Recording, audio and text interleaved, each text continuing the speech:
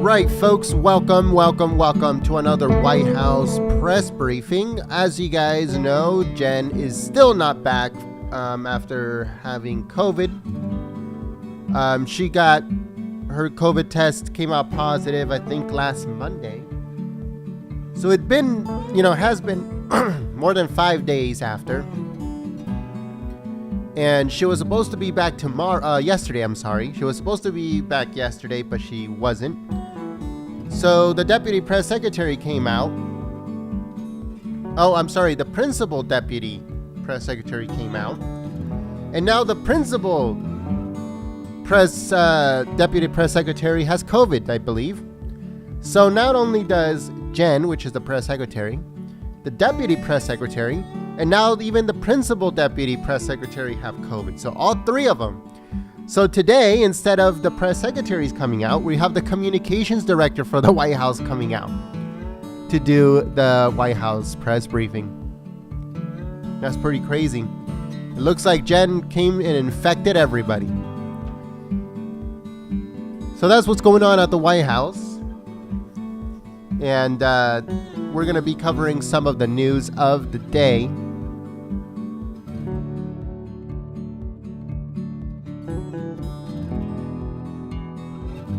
Even I'm just getting a little bit better too. So I was sick over the weekend. Sick as a dog.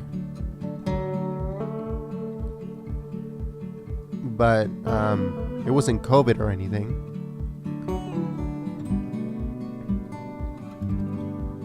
But I'm feeling a lot better now, and we're covering the news. So as you guys know, they're still going after Trump in many different ways. It says the Attorney General's probe says evidence suggests that Trump and his organization misstated assets, the value of his assets over decades. So now, a lot of people don't really understand this case regarding the value of his assets. He overvalued his assets to get better rates for loans, to get better loans from banks and stuff like that. So now, if you were to do that, right? If Main Street was able to do that, you will go to prison for a very long time. You can even go to prison for renting out your house if you haven't held it for 2 years here in California.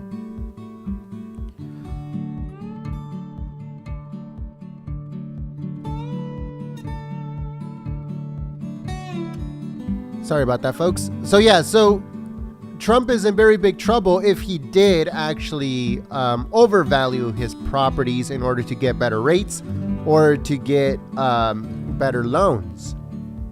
That is criminal. So who knows? Who knows what's going to happen with that? So the other thing that's going on right now regarding Trump is that they're saying that in January 6th, they have call logs that stated that he spoke to people around 9 or between 9 and 11 a.m. Then from 11 to 6:30 p.m., there's no logs of any calls, either incoming or outgoing. So they believe that he used burner phones to speak to allies, to supporters, to people that were on the ground at the Capitol on January 6th. So they believe that he was using burner phones to communicate with those people. Now, Trump came out through his spokesperson and said the following. He said, I don't know what a burner phone is. I've never even heard of the term. All the calls that I've made throughout the day of that day, I was under the impression that they were all being logged, that they were all being put onto the call logs of the White House.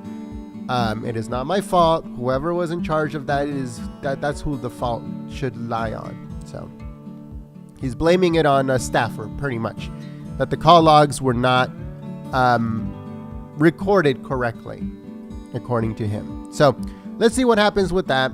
The whole burner phone, you'll be able to hear it more and more. The fake news is going to run with it. You're going to see it all over the news, all over social media. Trump using burner phones.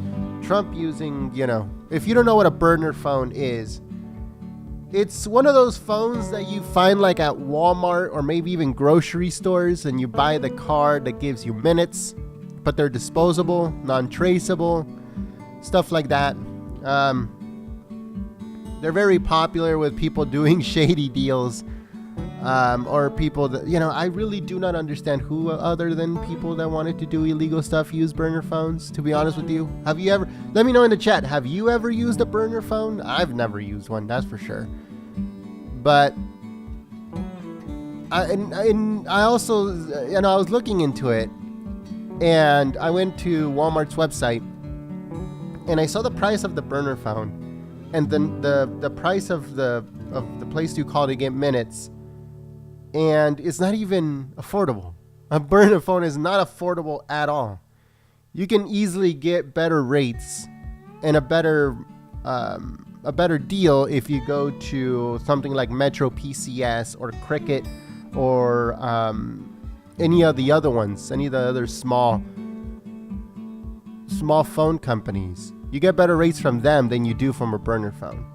And that's what they're claiming that Trump was using on January 6th to speak to people on the ground. So who knows? More information on that is coming out, obviously. More information on that is going to continue to come out. Within the next few days, you guys are going to see that term be thrown around by the fake news media, by the Democrats, and maybe even by some Republicans that Trump was using burner phones. So, according to new reports, they're saying that Putin's troops are exiting the towns near Kiev. So they asked Biden earlier today. We have the video up on the channel. They asked him, "What do you think about this whole situation? Do you think it's true that Putin is pulling out some troops from surrounding Kiev and other big Ukrainian towns?" And his response was, "I spoke to delegations of very big countries," and he said Germany, France, the UK, and the United States. So according to him, he spoke to the President of the United States, Biden. Biden spoke to the President of the United States regarding this new move by Russia, according to Biden. So, yep, that's the kind of president that we have right now.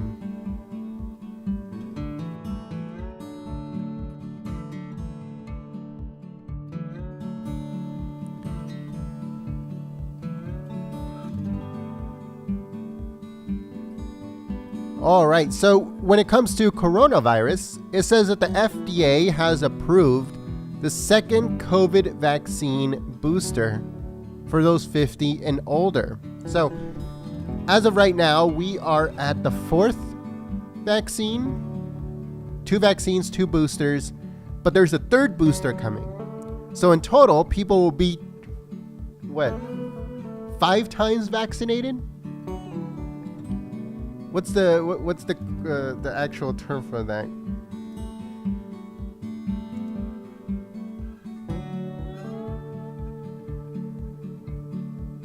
Quintuple. Quintuple vaccinated. Not triple, not quadruple, quintuple vaccinated. That's what they're gonna say. I'm quintuple vaccinated. That's some crazy stuff. That is just absolutely insane. There's no way. There's this new report too. I actually saw this yesterday, but it's very interesting. So it says the Supreme Court to consider California rules regarding the treatment of pigs. It says the Supreme Court will consider whether California's protection of livestock unfairly burdens pork farmers across the nation. So it says that the court announced it will take the case for the next term beginning in October.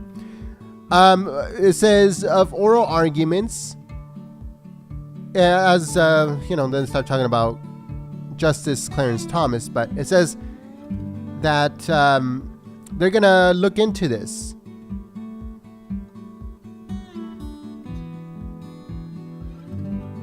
I'm trying to get more information here.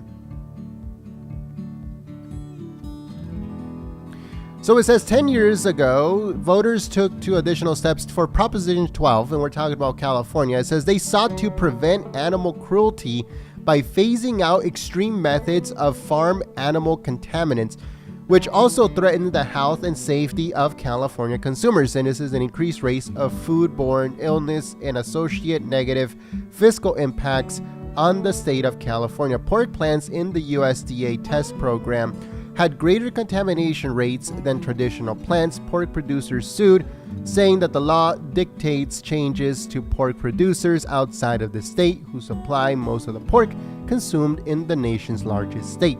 California accounts for 13% of the national pork consumption, but raise hardly any pigs. So pretty much what they're saying is that they can't raise pigs in California because the radicals here are saying that they must find a way to basically kill those pigs in a humane way, even though there is no such thing. There is no such thing as killing an animal in a humane way. There is just absolutely no way. Any way, shape, or form that you try to kill an animal that is for food, for meat, like a pig, there's no way of killing it humanely. There's just not. Killing is killing, whichever way you look at it. So that's the reason why the radicals pushed very hard to pass these crazy laws in California, which made it possible for other states to take over the pork industry and do all the processing and killing and stuff of pigs outside of the state. So pig farmers in California sued, and that is where we're at right now with this new law. But in reality, nothing's going to happen from it because there is no such thing as a humane way of killing an animal for meat. There's just not. It's crazy for them to even take up this case. Just a waste of time.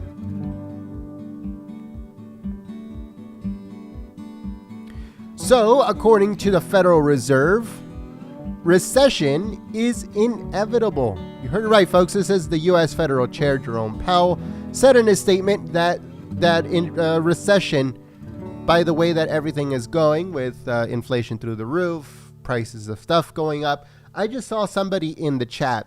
I don't know if it was this chat or the chat we just did with the Republican press conference. If you guys missed it, it's on our channel. Someone said that the Kroger milk, so that's the Walmart brand of milk, used to be pretty cheap back in the day. Now it's at over $4.50. So the cheapest milk you can possibly get, which will be the Walmart brand one, is over $4.50. Now, if you go back a year and you would see that price, you would find it for milks, that were pretty much, name brand, I guess. You will find it for $4.50, $4.60, or whatever, right? Here in California, we're talking about something like Altadena, right? Altadena is according to some people, a good brand of milk. You will find it for $4.50. Not anymore. Right now, for a gallon of milk, you're looking at $7 in California. If you're getting a quote unquote good brand. But if you're getting a cheap brand, you're looking at $4 and change, which is pretty crazy. And it goes back to what I had told everyone on microphone. I think it was a little bit less than a month ago, that you would find milk for $4 up to $7. You would find bread between $4 and $7. You will find eggs, peanut butter, everything, all the condiments and necessities. You will see them double or triple in price, and that's exactly what's going on. And not only that, fast food has gone up since Biden has been in office 15%. It's going to go up another 15% and probably even more. So that's the reason why I was asking, I think it was a month ago or so, what's cheaper, for you to go to the grocery store or for you to buy from fast food, right? But I wasn't putting into account people that have, 5 kids or whatever. Obviously, it's cheaper for you to go to the grocery store and buy a whole bunch of food than for you to take them out to eat twice or 3 times a day, or, every day or whatever. Obviously, it's going to be more cheaper for you to go to the grocery store. But if you are a person let's say you and your wife, or retired, or the kids are already out of the house or whatever, what's cheaper for you? For you to go buy food from the grocery store, or for you to buy food from fast food? Let me know in the chat. And I'm not talking about people that have kids, because obviously, going to the grocery store is more, as of right now, I guess, cheaper than to eat out. Let me check, make sure that everything is.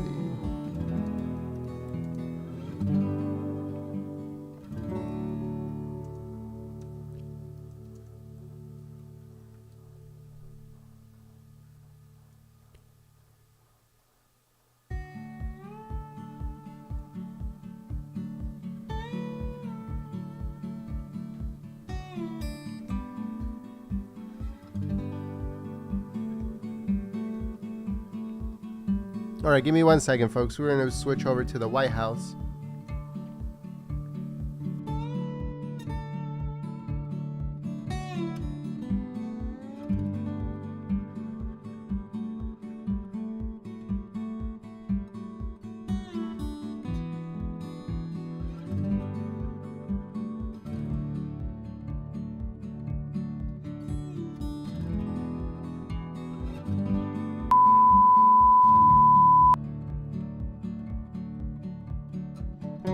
All right, folks, sorry about that.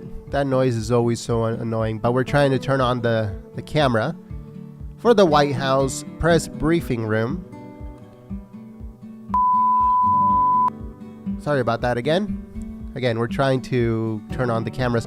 All right, so let's continue with the news. Let's see what else is in the news for today. Everything is on our website, goldenstatetimes.com. Again, that's www.goldenstatetimes.com. All right, so at the Republican press briefing that we just live streamed like 2 minutes ago, they were talking about tax increases, tax hikes, and that's exactly what's coming. I don't know if you guys remember on Friday when we did the press briefing, I was talking on microphone and I told everyone, look guys, $1.5 trillion, that's what the Democrats want in tax increases. And that's exactly what's coming. I'm sorry to say, again, I don't want to be the doom and gloom guy, but this is my warning. Democrats want to raise your taxes. And they're not going to raise it by a little bit. They're going to raise it by a lot. They want 1.5 trillion out of your pocket. So they want to rob you blind while inflation is high, while prices of everything is going up. That is what they want. These people are way beyond evil. And I'm just here to warn you guys, just like I did with gas prices a few months ago. My warning is on March 29th at noon. You guys will see tax increases after tax day, pretty much the 15th of April. You guys will see that in May, June, July, all those you'll see it come out. Oh, tax increases are coming. Tax increases are coming. Oh, we're going to raise your taxes by X amount. But the problem with this is that it's not only going to be federal. If your state has state taxes, prepare for those to go up. I'm pretty sure every single city and county and state in the nation has property tax. Prepare for that to go up. But not only that, consumer taxes are also going to go up every single time you pay a bill, every single time you buy something from a store. That's going to go up too. So pretty much sales tax. So let me know in the chat, in your city right now, what is the sales tax?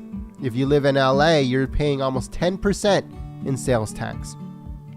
If you're living in other counties in California, you're paying between 7 to 9% of sales tax.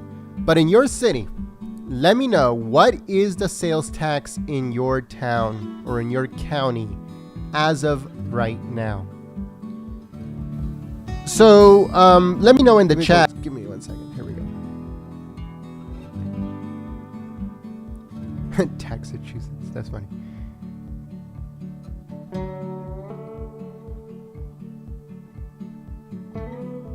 Oh, part of the agenda. 6%. Okay, 6%. 6% in Illinois. 7% in Georgia.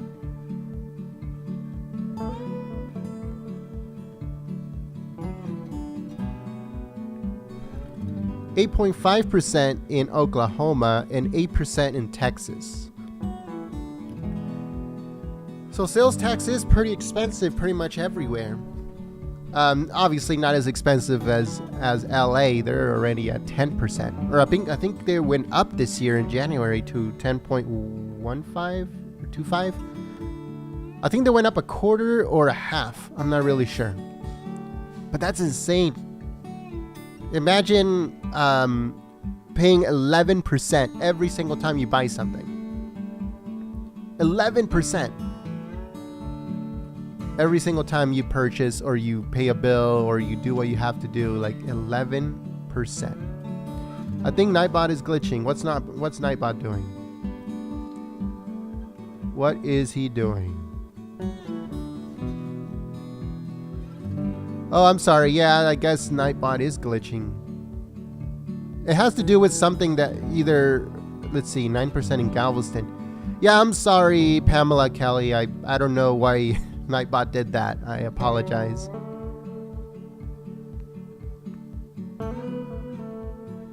I just saw the message that you put up. It says 9% Galveston, Texas, but I don't understand why Nightbot did that. I apologize for that. 7.75 in Orange County. That's interesting. What part of Orange County? Because Orange County is pretty expensive. It's pretty much up there with LA and San Diego. 7.75. That's actually pretty good. 7.5 in Ohio, 8% in Texas, 6.5% in Boston. All right, so yeah, so guys, you know that's one of the things that's going on right now. The Democrats are pushing very, very hard to raise taxes, as you guys probably know. Okay, we have the White House press briefing live. Give me 1 second. It hasn't started yet, but we already have the camera live. So let me switch over to that real quick. So once again, the press secretary still has COVID. She's out. She's been out for the last almost 2 weeks now. The principal press secretary is also out, and the deputy press secretary is out. So everybody in the White House press team has COVID, and they're all out. So that's what's going on with that right now, folks. That's some crazy stuff.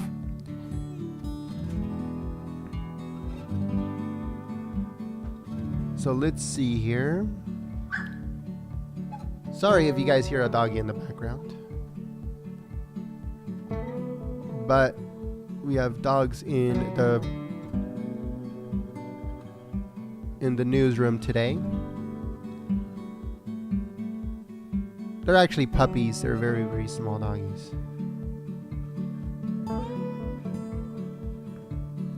And if everybody that has, or if anybody has puppies, you guys know how they are.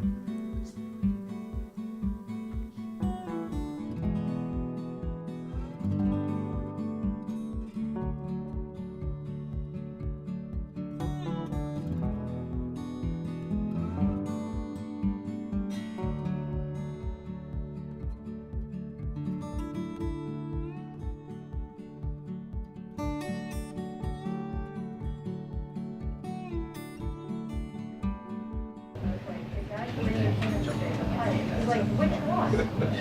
Not the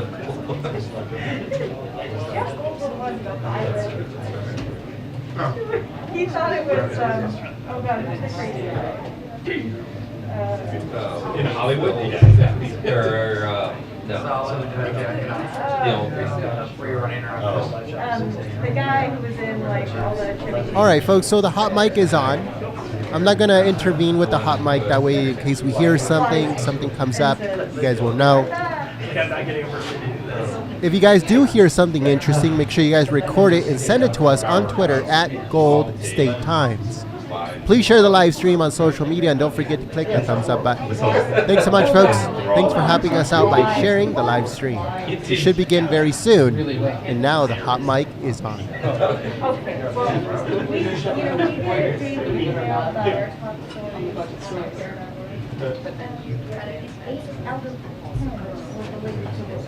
I kept, I only wrote like 2 items for our budget block, but I kept trying to wrangle in Will Smith at one. Will Smith's still silent on the budget. You weren't ready for Will Smith yesterday. You weren't getting eyeballs. Yeah, no, that was pretty much. Says nothing about deficit reduction. Will Smith might qualify for Joe Biden smacking the millionaires. I'm gonna make this happen. stops.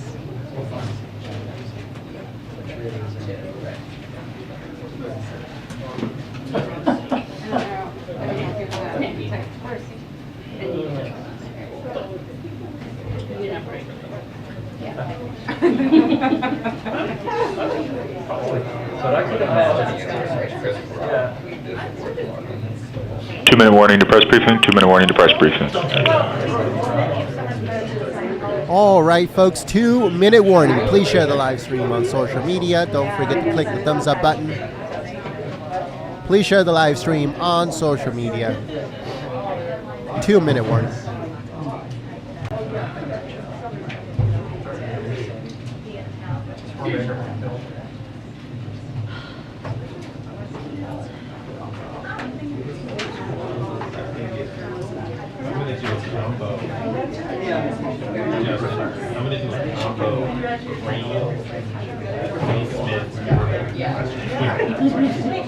Why can't I get portals and the New York Times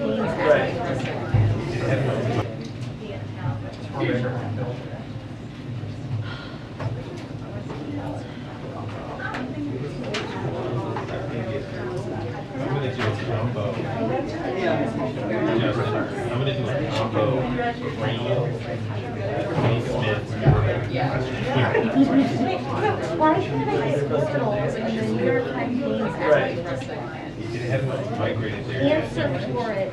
You know why? Because to be able to do so, There he is. oh yeah, which would enrage everybody, so they're like, my guess is they're taking it out. Or something, and then people would.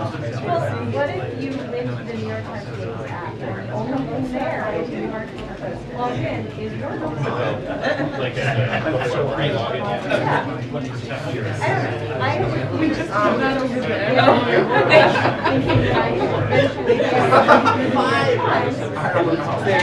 There she's on hold. I'll send you the link. Okay. I like refused to log in. I have to, that's what I went to, and then it was like immediately. That's something I do. So I was just waiting to get it. So I wouldn't have to like jump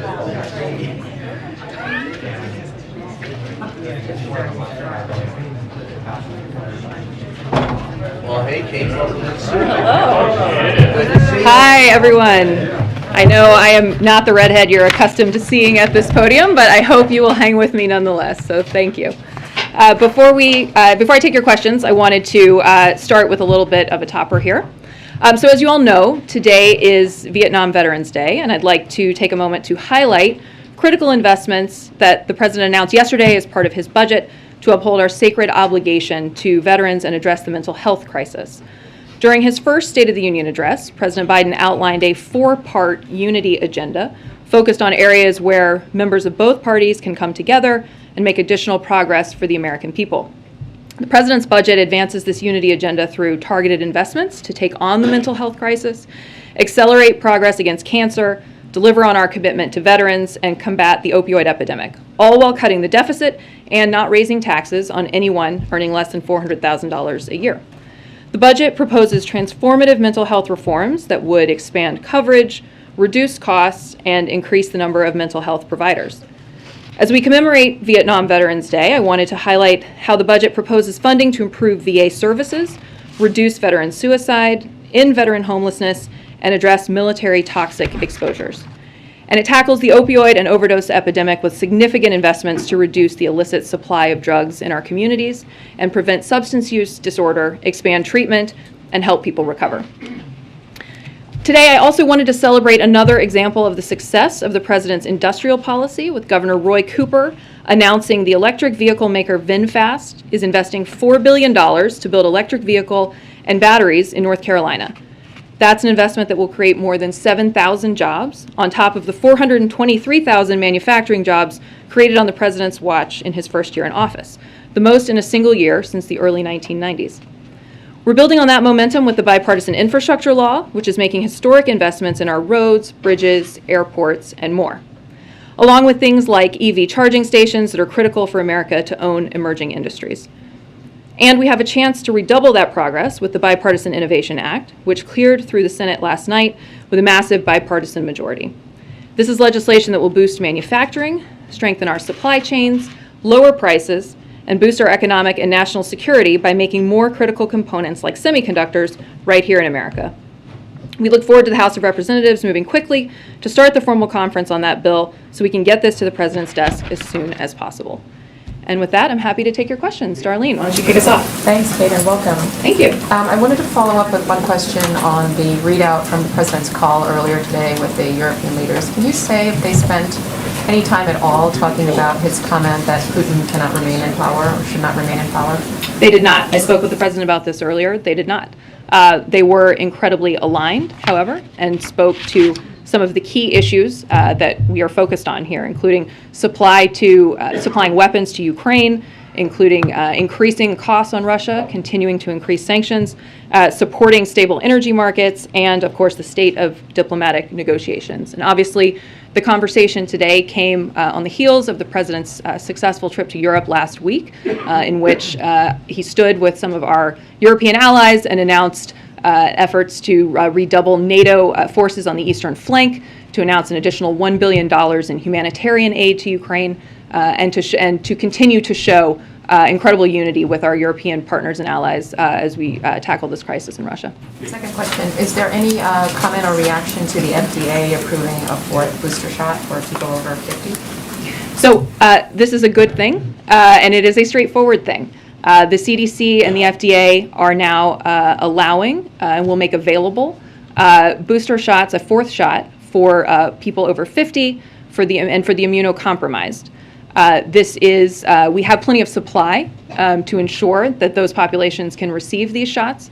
But what I would say is that if it at some point it becomes recommended that the full population requires a fourth shot, we're going to need additional funding. We're going to need the additional funding we've requested of Congress to be able to provide those shots for the broader population. But we do have the supply, and people will be able to go. People in those populations over 50 and up will be able to go and get those shots. Thank you. Mike Vinland. First, I wanted to ask about the talks that are happening underway in Turkey at the moment between the Russians and the Ukrainians. What is the White House's visibility into those discussions? And have U.S. officials seen any evidence to back up Russia's claims that they're pulling some of their forces back from Kyiv? Obviously, the president said he wanted to see what the Russians actually did versus what they said. Yeah. So we are in close contact with the Ukrainians and are supportive of their efforts to engage in diplomacy and to try to reach a ceasefire. We are prepared to be helpful however we can and are focused on putting Ukraine in the strongest possible position both on the battlefield and at the negotiating table. We obviously continue to provide security assistance, to provide weapons to ensure that they are able to push back on Russian aggression, and we continue to increase pressure on Putin and on Russia by imposing severe costs in partnership with our allies and partners. So we defer to the Ukrainians to discuss the specifics of the negotiations, but we are, of course, committed to a Ukraine that is sovereign, independent, and secure. And we are in constant conversation with the Ukrainian government and our allies and partners, but as always, we keep those conversations private. To your second question about Kyiv, obviously, and what we heard from the Russians today, you obviously heard the president address this and say that we'll need to watch and see if their actions meet their words. But I think we should be clear-eyed about the reality of what's happening on the ground, and no one should be fooled by Russia's announcements. We believe any movement of forces from around Kyiv is a redeployment and not a withdrawal. And the world should be prepared for a major offensive against other areas of Ukraine. Everyone should expect that we're going to continue to see attacks across Ukraine. Obviously, a key message that the president delivered on his trip to Europe last week was that we are in for a long slog, that our allies and partners need to remain, that our resolve needs to remain strong, and that we need to continue to execute on the strategy of inflicting significant cost on the Russian economy, and again, strengthening Ukraine on the battlefield and at the negotiating table. And Kate, on the subject of the president's remarks in Poland about President Putin, obviously yesterday he tried to suggest that there was a distinction between his personal views of what he thought was a moral outrage versus an official policy position on the part of the United States. But you know full well something that candidate Joe Biden said virtually every day on the campaign trail, which is that the words of a president matter, that they can, as he often put it, lead a country into war. Is he not living up to the standard that he set himself during the campaign? Absolutely not. I think the words of the president here were incredibly powerful. He spoke personally about the moral outrage that he felt, which is shared by people all across the world. It does not mean he is articulating a change in policy. It does not mean he's laying out a change in U.S. policy. He met with refugees, as again, many of you were on that trip and saw that firsthand some of the pain that Vladimir Putin has inflicted on people who are fleeing their homes and who are seeing their country war-torn. So this was an incredibly personal, powerful statement of moral outrage. It was not an articulation of a new U.S. policy. And I think both of those things can be and are true. And you spent some time with the president. Last question, Kate. Is he frustrated, or does he regret that those words at the very end of the speech overshadowed a larger message, which obviously he put a lot of thought into in the days leading? Absolutely not. He spoke from the heart. He, as he always does, as you know very well from having covered him for a long time, as many of you do, and as the American people know, he speaks from the heart. He says what he feels, and no, he absolutely does not regret that in any way. Justin Singh. Hey, Kate.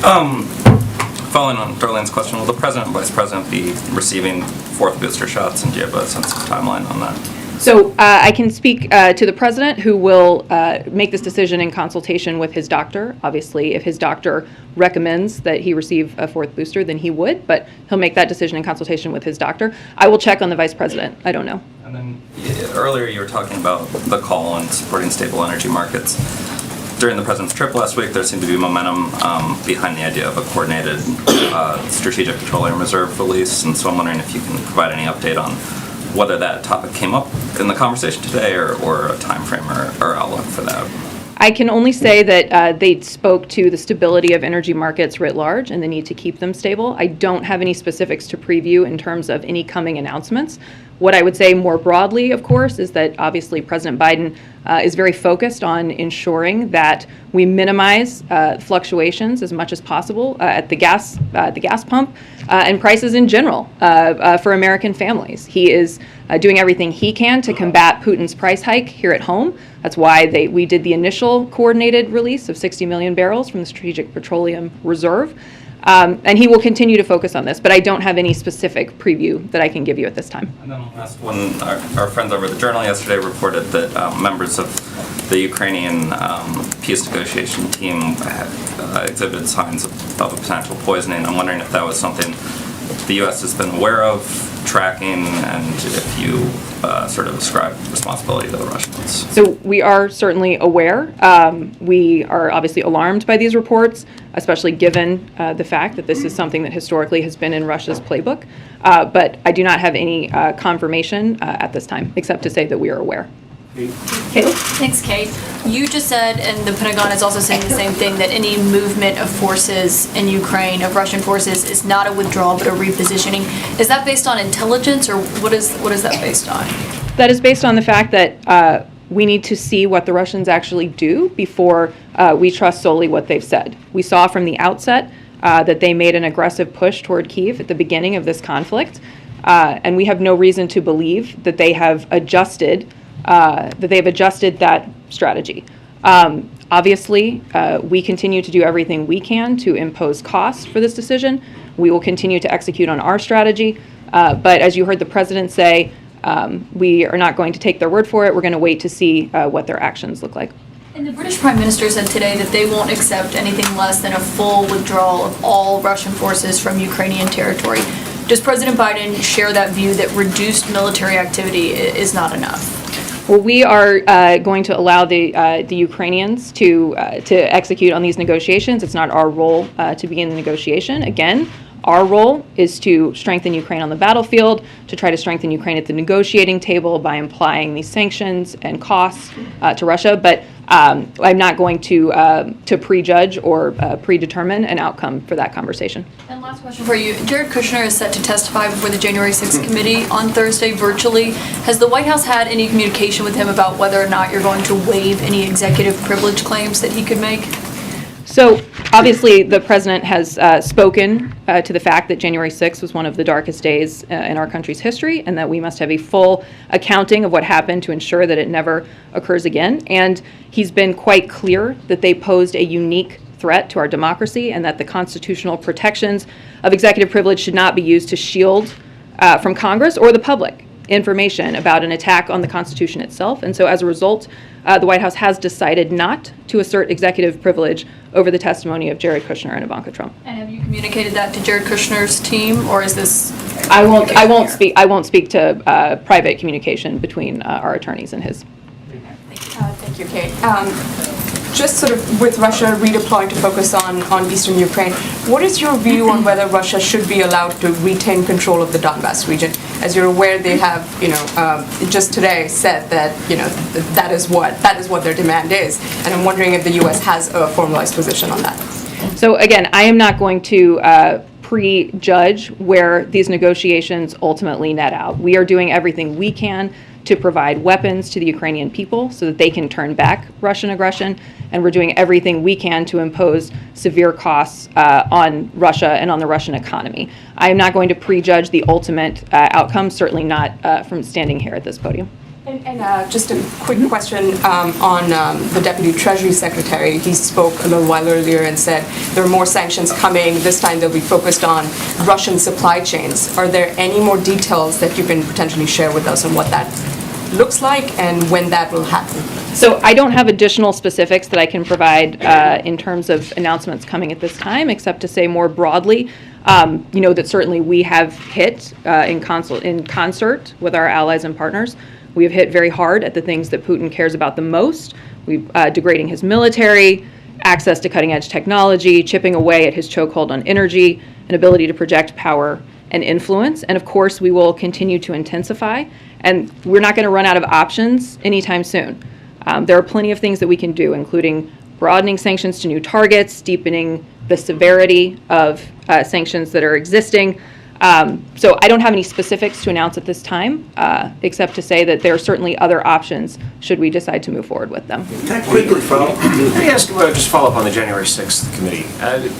Liberals have suggested that they're disappointed with the way that the Justice Department under Attorney General Garland has approached the former president. How does the president feel about this question?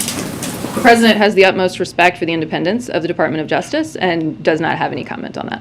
And so the sense here is that the president has confidence in the way the Justice Department has been handling all of these cases? Again, I'm not going to speak to specific handling of cases. Obviously, the president has full faith in Attorney General Garland to run his department the way he sees fit. Okay. Hey, on the president and the coronavirus, you said there'll be consultations about a fourth shot. I wonder with the president's recent travel overseas, with several members of the White House staff coming down with coronavirus, are there any additional measures or medication, anything else that's being done to sort of protect the president's health and welfare? So, let me talk a little bit about some of the procedures and give you an overview of our policy here. So, the White House takes incredibly strong precautions in alignment and sometimes, as you all know, beyond CDC guidance to ensure that we're keeping a safe workplace, especially for the President of the United States. So all EOP, Executive Office of the President, employees who surround the President are tested on a regular cadence here on campus to screen for COVID. That is a step beyond CDC guidance to help lower the risk of COVID on campus. We do regular screening testing. The president's doctor determines if additional testing is needed in any given week in light of various considerations. So more specifically to your question, because of his travel this week, he will test in addition to his regular testing cadence. Everyone going into a meeting with one of the 4 principals is required to test ahead of time, and that's how we know about some of these positive cases in the first place. So for those employees who test positive, they're required to isolate in alignment with CDC guidance and must test negative before returning to work, which is also a step beyond CDC guidance. So we take every measure here to ensure that we are protecting the 4 principals and also protecting our staff and our workforce. But because of his travel, he will do some additional testing in addition to his regular cadence. Sorry, just to follow up, I want to make sure I'm clear. What about any medications? Is he taking any additional medications or any other treatments or anything like that? I understand about the testing and about we all get tested when we get near the president. But is there anything else? That's not something that I'm not going to get into private medical information from here, except to say that the president will receive additional testing as part of his cadence to ensure that he doesn't have COVID. Yeah, thank you. Just to follow up on that, when was he last tested? And I guess we presume he was negative because he's with the Prime Minister. Yes, I will get you the date. I want to say, I actually want to say it was yesterday, but because I think we announced it publicly yesterday. So I believe his last test was yesterday, and yes, it was negative. He said yesterday that he would be willing to meet with President Putin again or talk to him. I'm wondering what specific circumstances need to be met for such a meeting to take place? Well, I think he articulated pretty clearly that it would depend on what President Putin wanted to talk about. Now, I'm not going to set preconditions for a conversation between President Biden and President Putin, except to say that we have been very clear, and President Biden has been very clear, that there needs to be tangible de-escalation from Russia and a clear, genuine commitment to diplomacy before the president would have that kind of conversation. Yeah, and on the COVID funding, do you have any update? I know you say you need the money, but do you have any update on the negotiations? It seems like there are serious conversations happening up on the Hill. Do you have any sense of when or how this might be resolved? Are you more optimistic than you were last week, for instance? Well, we are continuing to push. I mean, this funding is important. It's going to be important to ensure that we are well-funded in the event that another variant comes along or in the event that we see another wave that we need to be prepared for. So, we view this funding as really critical. We've been working with Congress, as you know well, for the last several months. They know that we need the funding to stay ahead of the virus. They're also aware of some of the specific details, like, for example, that already the uninsured fund has stopped accepting claims. And we've been forced to cut monoclonal supply to states by 1/3 this week. So there are real tangible impacts to not having this funding. I think there is widespread agreement that funding for vaccines, tests, and treatments is urgent and critical. And we need to see this urgency from Congress, and we're going to continue to push. Thanks. Ukraine is now asking for security guarantees as part of these negotiations. What kinds of guarantees is the U.S. willing to provide to ensure Ukraine's sovereignty? So these are not specifics that I'm prepared to be able to announce from this podium. Obviously, we are working very closely with Ukraine on a wide array of options, things to help ensure their sovereignty and ensure their security. Now, some of that is providing the weapons that we're providing. Some of that is continuing to push on sanctions and costs on Russia. But I don't have any specifics to preview for you on any discussions about security guarantees. And on the concern over chemical weapons, with Russia now seeming to make some concessions and at least promising to reduce military activity, are you still as concerned that Russia could use chemical weapons, or is that threat seen as diminishing? We continue to prepare for every contingency. We obviously take seriously a wide array of potential options. There has been reporting in the public sphere over the last weeks about all the work that our teams are doing to prepare for eventualities. So I'm not going to rate the likelihood of one or another outcome, except to say that our teams are preparing for all eventualities. And the president has been very clear that we will respond with severe consequences, as we have responded with severe consequences to every action Russia has taken up until this point. Just a similar question with regards to China. Do you see Russia's promise to somehow pull back some of its forces as a sign that China is not willing to or will not be assisting them? So I don't have any updated guidance beyond what you all heard from Jake, for example, last week about us not having seen any evidence of China providing any sort of military assistance to Russia. Thank you, Kate. There are reports that the administration is going to require COVID vaccines for undocumented migrants at the southwest border, just as Title 42 is expected to end, and right after the fourth shot got FDA approval. You just highlighted the impacts of not having enough COVID funding when it comes to paying for shots for the uninsured and sending shipments of treatments to states. So why would the administration give out free vaccines to undocumented migrants but not to, for instance, uninsured Americans? Well, to be clear, we have the supply that we need in this moment to vaccinate Americans here in this country. I don't want to conflate those two things because I think that's not an accurate representation of what I said. We have the supply that we need to vaccinate Americans.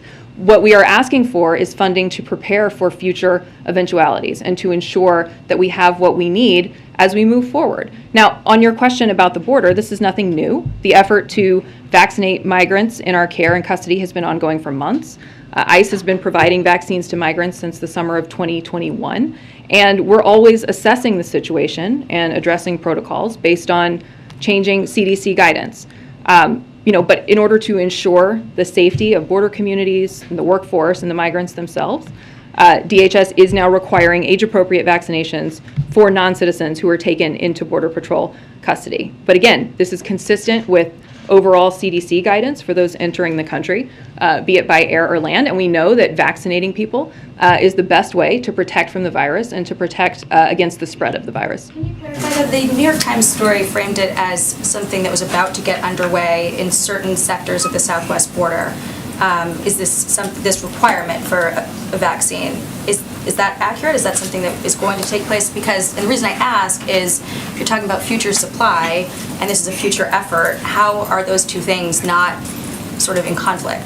Well, as I said, it is actually nothing new. I mean, we have been vaccinating migrants in our care and custody for many, many months. So ICE, as I said, has been providing vaccines to migrants since the summer of 2021. So this is not anything new, as we know that this is, again, the best way to protect people from the virus and to prevent the spread of the virus is to ensure that they're vaccinated. Title 42 is about to end then? I have no announcement that I can make on Title 42 at this time. On Ukraine, yesterday, did the president accidentally reveal a previously unknown effort for the U.S. to be training Ukrainian forces in Poland during his answer in the press conference? No. The troops that he met with in Poland routinely interact with Ukrainians. That is something that's known. Many of you were, again, on the trip with us. That is something that's known. That is in no way revealing compromised information. That being said, there's nothing further that I have to say on that beyond what the president said yesterday. Just to follow up, I know you said just now you don't have any news on Title 42, which expires on Friday, or at least the current use of it. When we were in Europe, the president announced that he's admitting 100,000 Ukrainian asylum seekers. They are exempt from Title 42. Why? So obviously we are looking at an extreme crisis in Ukraine. I think it is easy to look at the incredible volume of displacement and the duress that people are under in Ukraine, and understand that we need to make efforts to ensure that we are moving to get them to places that are safe. What I can say more broadly about our efforts to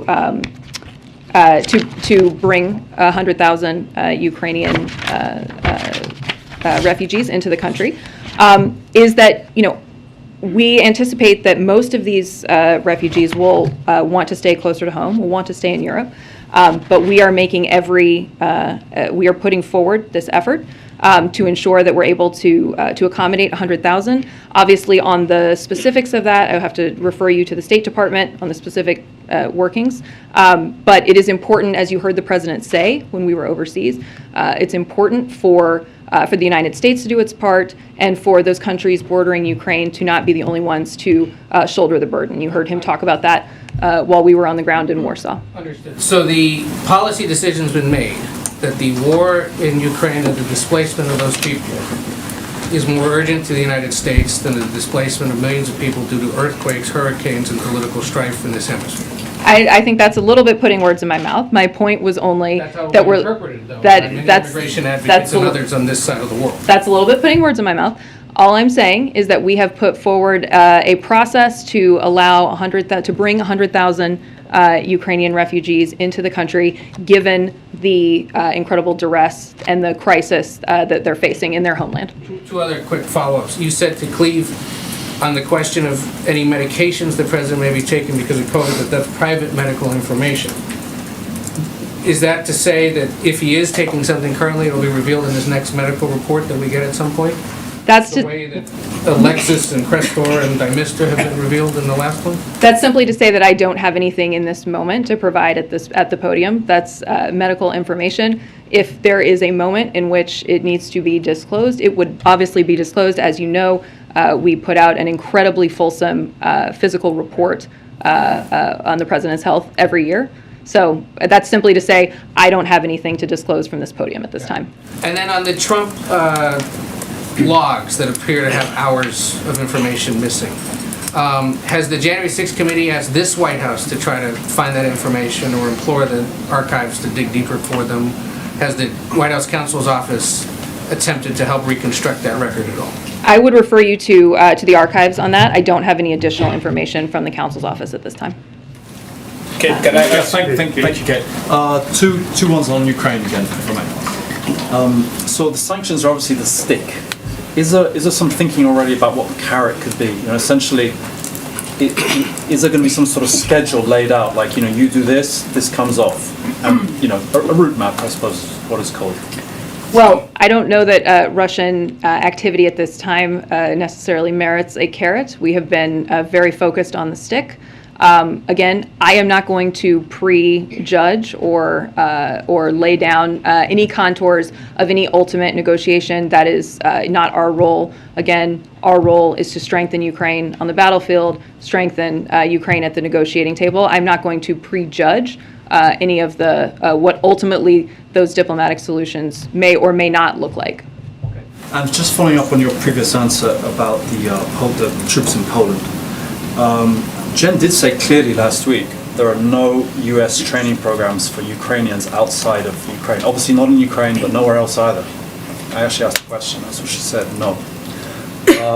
So the president yesterday, and I've got his quote here, was very clear. He said when he had this chat with the U.S. troops, he said it was all about them helping to train the Ukrainian troops that are in Poland. So are they training them in Poland or are they not training them? Well, as I said, there is regular interaction between Ukrainian soldiers in Poland and the U.S. troops that the president saw on the trip. There's no further detail that I can add on that, except to say that there is regular interaction. As you saw, we were there near the border, and there's regular interaction between those troops that he saw and Ukrainians. Yes. Thanks, Dave. No, go ahead. Just to follow up on Russian oligarch Abramovich, who was photographed today during the peace talks. Does the U.S. have a clear idea what his role is during these talks? I don't have more to say from this podium about his role. That is something that I'm simply not equipped to speak to in this moment, except to say again, of course, that we are looking at the allegations into potential harm to him and tracking very closely. And just to follow up on the refugees, the 100,000 announcement from last week, we were told that there would be a range of legal pathways for them, and that would be announced. Is that something that you guys are still working on, or can we expect details about that program soon? It is, and to meet the commitment that the president laid out to welcome 100,000 Ukrainian refugees, we're considering the full range of legal pathways to the United States. So that includes the U.S. refugee admissions program, that includes parole, that includes immigrant and non-immigrant visas. So we are continuing to work through those options. And again, ultimately, I would refer you to the State Department for additional detail on how that will work. Can I ask you a follow-up question on refugees? Sure. Many people have been advocating that what you are doing for Ukrainian right now is what you should also do for Ethiopian. As you know, tens of thousands of Ethiopians have been killed, millions have been displaced. Why not do the same thing that you do to Europeans, to African, to Ethiopian, and then to Cameroonian? And then one second question, I want to talk about Will Smith and Chris Rock. You know, it's the biggest story right now. You saw the level of violence that was unleashed on Chris Rock. Is that something that the White House condoned, that type of violence? Do you condemn it? And do you do anything to support comedians who are being attacked and other artists? Thank you. So I don't have any official comment from the White House on the altercation. I know the president was not able to watch the Oscars, didn't see it, so I don't have anything. I don't have any official comment from him or from the White House on this. Thank you. The question on Ethiopia, the Ethiopia question. I don't have. I'm sorry. I don't have any. You're right. I don't have any additional detail on any plans there. Obviously, as we are focused on working to welcome 100,000 Ukrainian refugees here, that does not,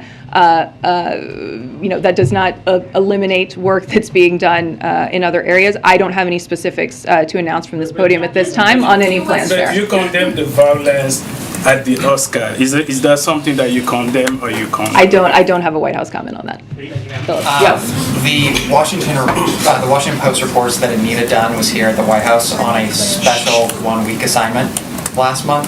I'm wondering if you could tell us a little bit more about, what was so important for her to be brought in on a 1-week assignment like that, and then do any other staffers or former staffers in Biden world enjoy that sort of drop-in opportunity? And finally, is it true that Dunn avoided any ethics rules that would restrict former White House officials from lobbying 1 year after leaving their post?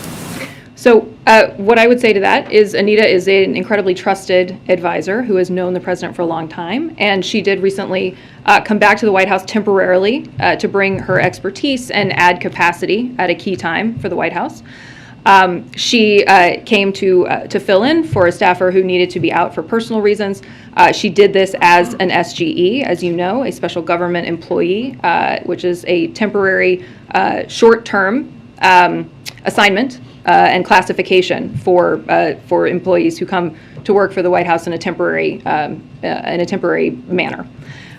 It's a designation that past administrations have used for the same purpose, and Anita is not the only person to have served in this administration as an SGE. Anita and other SGEs receive rigorous counseling on their ethics obligations as an SGE, including avoiding any potential conflicts of interest. And Anita, of course, has always held herself to the highest standards consistent with this administration's commitment to ethics, abiding by all federal ethics laws and policies applicable to SGEs. And then one more, 45 minutes after the president's remarks wrapped in Warsaw on Saturday, that was when a statement landed in everyone's inboxes from an unnamed White House official saying that no, the administration did not in fact change its policy with regards to Russia. I'm wondering if you can tell us anything about what happened in the interim in that 45 minutes. Did the president himself conclude that perhaps there needed to be some further clarification, or did White House advisors come to him and say, perhaps you should revisit your recent remarks? Why was that statement issued? Well, I can tell you from working for President Biden for 7 years that only President Biden decides what President Biden is going to say. So the statement was simply a confirmation of what what you then heard from the president himself yesterday, that statement did not represent a policy change, official policy change on behalf of the United States. Who prompted it, Kate? I mean, did that come from the president, that particular statement that he's referencing, did that come from him to you all, or did you all go to him and say, we have to put this out? I'm not going to get into any further back and forth except to say that I have worked for him for a long time, and only he determines what he's going to say. Quick follow-up, quick follow-up. Have you all considered, when I spoke with authorities in Ukraine, they were saying the no-fly zone, or the fly cap that they'd like over their country would be they could sustain that with lend-lease of aircraft and volunteer pilots. Has that been approached? Has the administration considered that? Would they consider, or would they consider that? Well, I think the president has been explicitly clear that he does not intend to engage U.S. troops in any way in direct conflict with the Russian military. And so, I'm sorry? This wouldn't be troops. They're talking about lend-lease for the aircraft, and they would supply the pilots. So I guess a couple of things. One is the assessment of our military is that the anti-air, anti-tank, the munitions that we're providing to the Ukrainians are the most effective things that they can have on the battlefield. That's the assessment of our military commanders, and of course, something that the president factors significantly into his decision making. The second thing I would say is that, again, he has been very clear that he is not interested in engaging the U.S. military in direct conflict with Russia. And there are for example, on the question of the MiGs, there are significant logistical challenges that may raise those issues. So as to whether there's a specific discussion about Lend-Lease, I don't have any further detail that I can provide on that, except to just lay out those kind of two key points that have really been driving the president's thinking and decision-making on this. As far as the assessment of the sanctions, when they first went in, the president said, hey, give us a month, and then we'll look at them. Been a month. You happy, or what would you like to change, or are you satisfied with where they're going? With regard to the sanctions that have been applied to Russia? Yes. I think you've seen us continue to escalate over the course of the last, since the invasion began on the 24th of February. You've seen unprecedented costs inflicted on the Russian economy. I think, again, even just last week while he was in Europe, the president announced another round of sanctions in consultation with our allies and partners. So we continue to increase the pressure and to ensure that we are inflicting maximum cost on Russia for its aggression. So you're happy with it? I wanted to know, what will President Biden's response if Israel bombs Iran's nuclear reactors? I am not going to get into that kind of hypothetical, but thank you. Thank you for the question. Thank you, Kate. Hi. So there are reports that the administration is considering providing Ukraine with an additional $500 million in aid, and is pushing European countries to make the same sort of effort. Can you confirm or provide more details on that?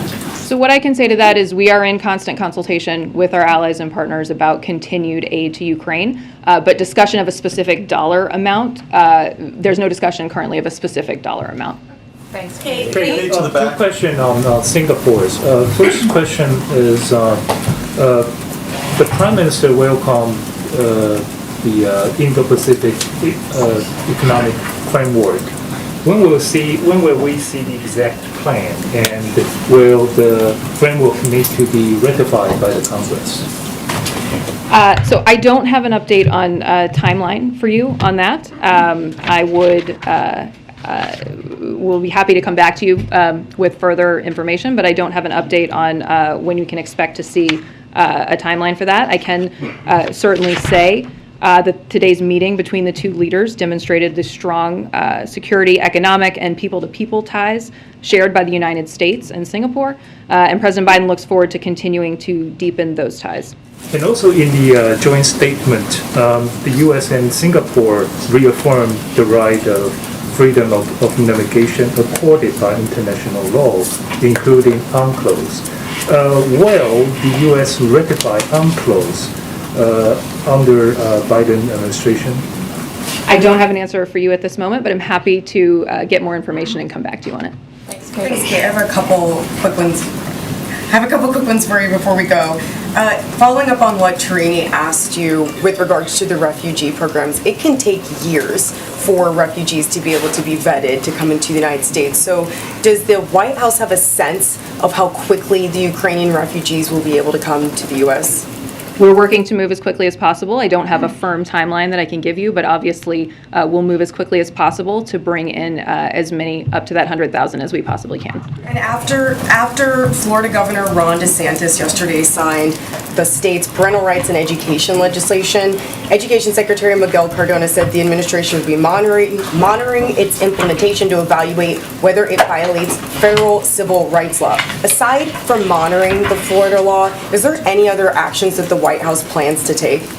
Well, both the president and Secretary Cardona spoke out very forcefully against the law. The president also put out a statement yesterday about the tragic impact of this kind of law on incredibly vulnerable population. And he said that, by signing this bill, the governor has chosen to target some of Florida's most vulnerable students and families, all while under the guise of parents' rights. So the Department of Education, as you noted, will monitor this law upon implementation to evaluate whether it violates federal civil rights law. And obviously, we will come back to you as we have more information on that. Thank you all very much. Appreciate it. Former President Trump is having Save America rallies in which he decries the Biden administration. Do you have any response to that?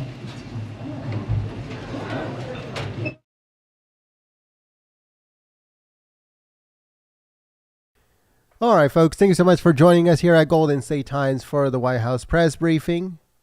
Don't forget to click the thumbs up button. And if you're new to the channel, subscribe and click that notification bell. We also have a Pentagon press briefing coming up very soon, so make sure you guys join us for that. If you guys missed the Senate Republican press conference that happened earlier before the White House press briefing began, it is uploaded on our channel.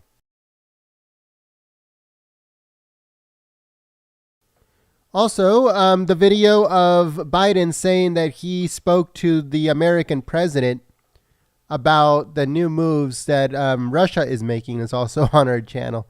That guy's on a whole nother, who knows where he's at, but he said that he spoke to the American president, and even though he's the American president, but let's see what happens with that. So if you guys missed that video, it's also up on our channel. Thanks so much for joining us here at Golden State Times. For more full coverage of everything that's going on, visit our website, goldenstatetimes.com. Again, that's www.goldenstatetimes.com.